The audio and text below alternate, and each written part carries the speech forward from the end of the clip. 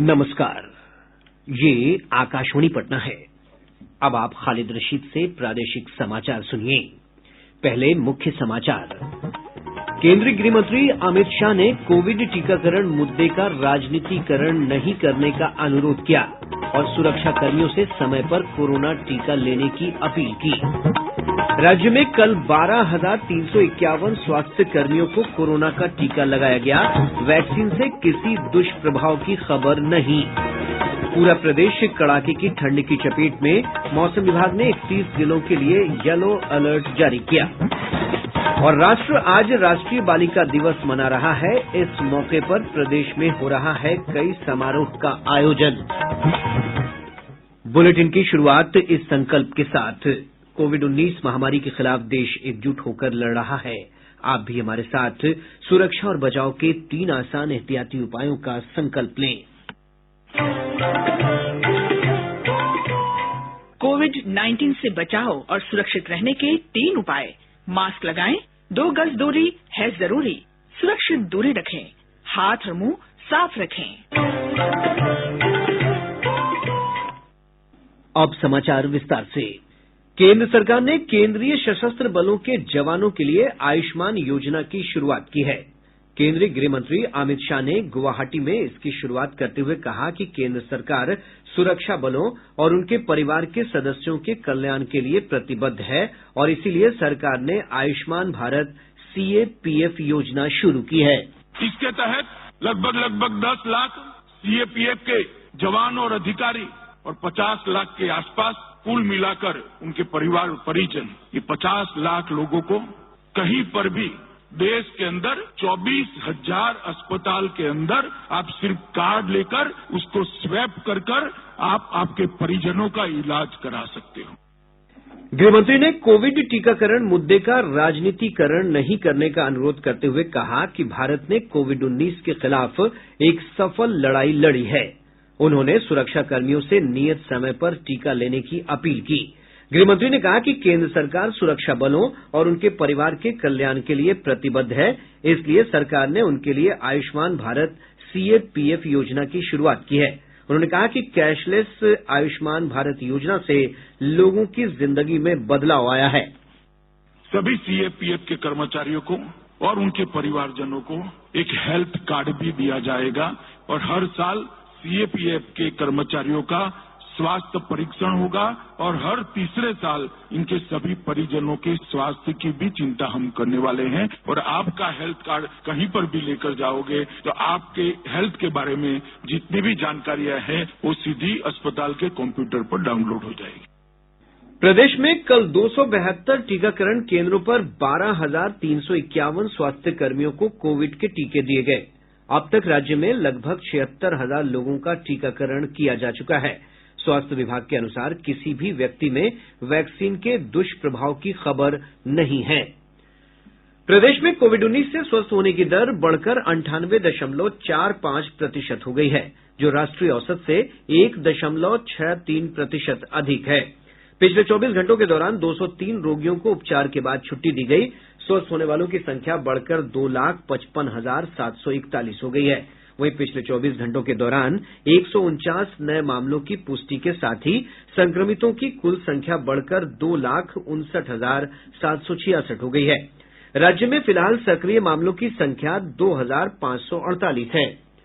अखिल भारतीय आयुर्विज्ञान संस्थान नई दिल्ली के निदेशक डॉक्टर रणदीप गुलेरिया ने लोगों से कोविड टीका को लेकर फैलाई जा रही अफवाहों पर ध्यान नहीं देने की अपील की है। उन्होंने कहा कि कोविड टीका पूरी तरह सुरक्षित है।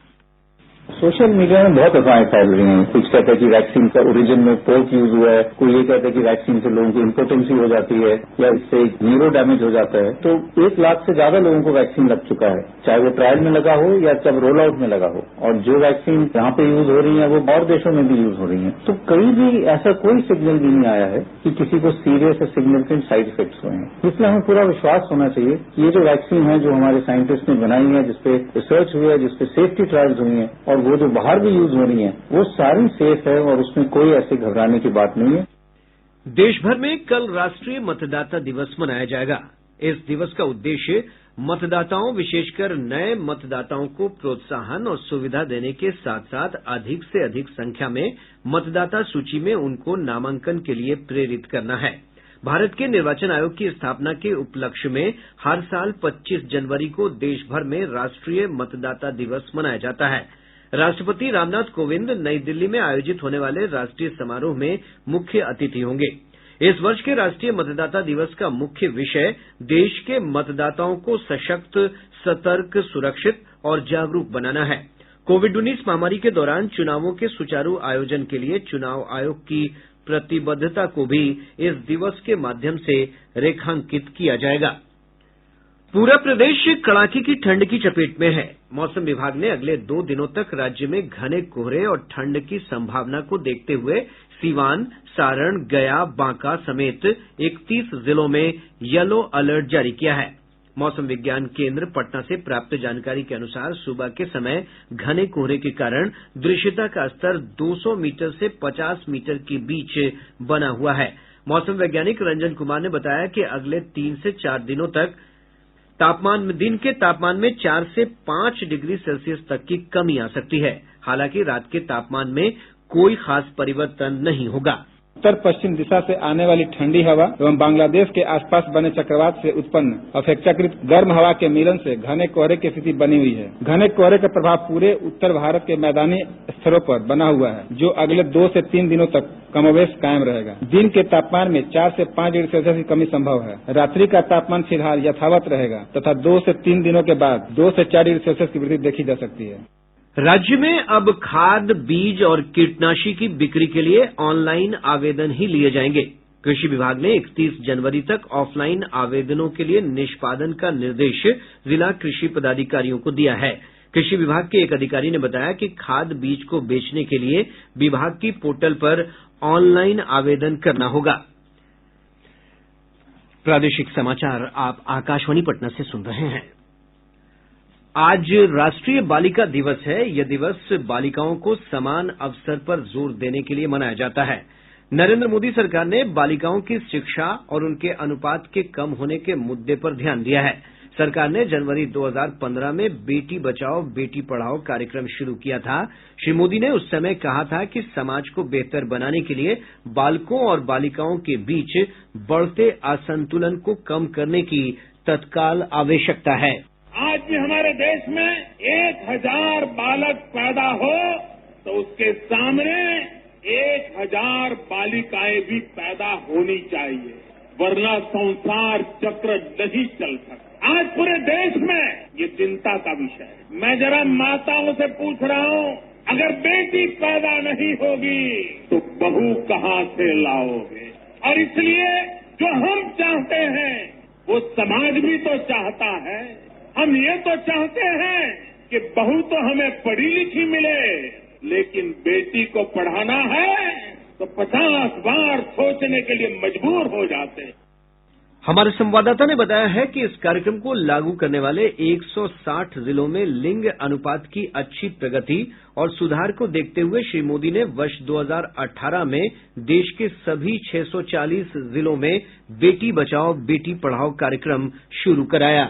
बेटी बचाओ बेटी पढ़ाओ योजना के 5 साल पूरे हो गए हैं। इस योजना का मुख्य उद्देश्य कन्या शिशु संरक्षण से बालक बालिका जन्म अनुपात में संतुलन लाना है। इस योजना के शुभारंभ के बाद बालिका लिंगानुपात में सुधार हुआ है और यह साल 2014-15 के राष्ट्रीय अनुपात 918 से बढ़कर 2019-20 में यह 934 हो गया है। इसके अलावा सकल नामांकन अनुपात भी 78% से बढ़कर 81% से अधिक हो गया है। इस योजना के तहत केंद्र सरकार द्वारा 100% वित्तीय सहायता जिला स्तर पर दी जाती है। यह योजना बाल लिंगानुपात में कमी को दूर करने और महिला सशक्तिकरण के मुद्दे से जुड़ी समस्याओं के समाधान के लिए चलाया जा रहा है। दीपेंद्र कुमार, आकाशवाणी समाचार, दिल्ली।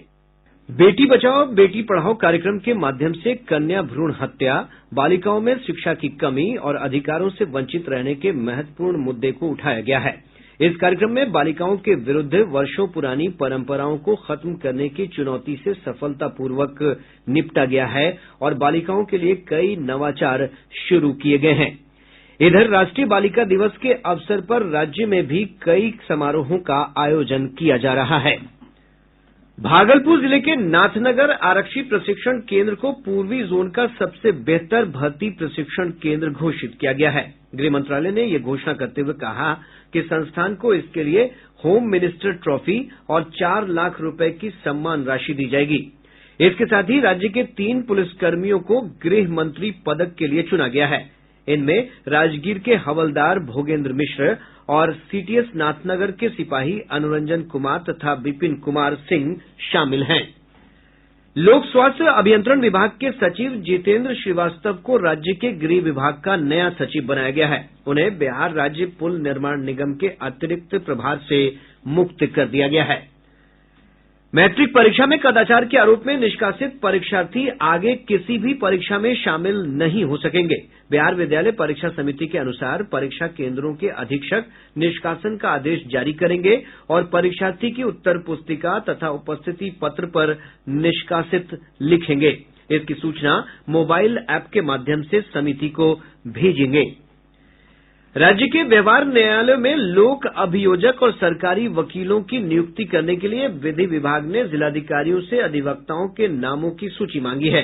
विभाग के अनुसार नामों के मिलने के बाद उसकी जांच कराई जाएगी और नई नियुक्तियां की जाएंगी। लंदन के रॉयल कॉमनवेल्थ सोसाइटी की ओर से आयोजित क्वींस कॉमनवेल्थ निबंध प्रतियोगिता में पटना की वेदिका सिन्हा ने कांस्य पदक जीता है। इस प्रतियोगिता में 58 देशों के 13,000 से अधिक प्रतियोगी शामिल हुए थे।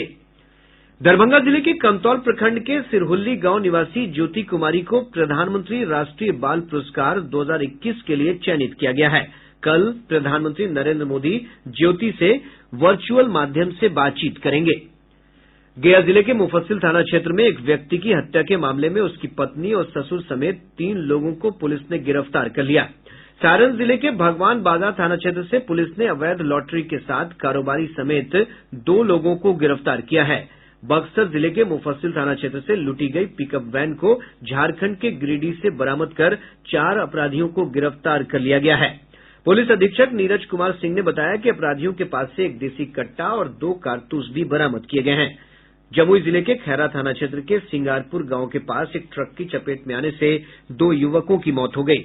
नवादा जिले में एक पुलिस वैन के पलट जाने से 17 जवान घायल हो गए, जिन्हें स्थानीय अस्पताल में भर्ती कराया गया है। अब पटना से प्रकाशित प्रमुख समाचार पत्रों की सुर्खियां। आज के सभी समाचार पत्रों ने अलग अलग खबरों को अपनी सुर्खी बनाया है। हिन्दुस्तान ने कृषि कानून पर लिखा है, दिल्ली में ट्रैक्टर मार्च को मिली मंजूरी। दैनिक जागरण ने प्रधानमंत्री के कलकत्ता दौरे पर प्रधानमंत्री के हवाले से लिखा है, एलएसी से एलओसी तक अब भारत नए अवतार में। प्रभात खबर ने नई दिल्ली में गणतंत्र दिवस परेड पर सुर्खी दी है, ब्रह्मोस मिसाइल दस्ते को लीड करेंगे बिहार के कमरुल। दैनिक भास्कर ने राज्य के वित्तीय वर्ष 21-22 के बजट पर शीर्षक दिया है, राज्य बजट की तैयारी, बम्पर बहाली होगी, विभागों से रिक्तियां मांगी। आज अखबार ने लालू प्रसाद को स्वास्थ्य जांच के लिए दिल्ली भेजे जाने की खबर को प्रमुखता से प्रकाशित किया है। और अब अंत में मुख्य समाचार एक बार फिर। केंद्रीय गृह मंत्री अमित शाह ने कोविड टीकाकरण मुद्दे का राजनीतिकरण नहीं करने का अनुरोध किया और सुरक्षा कर्मियों से समय पर कोरोना टीका लेने की अपील की।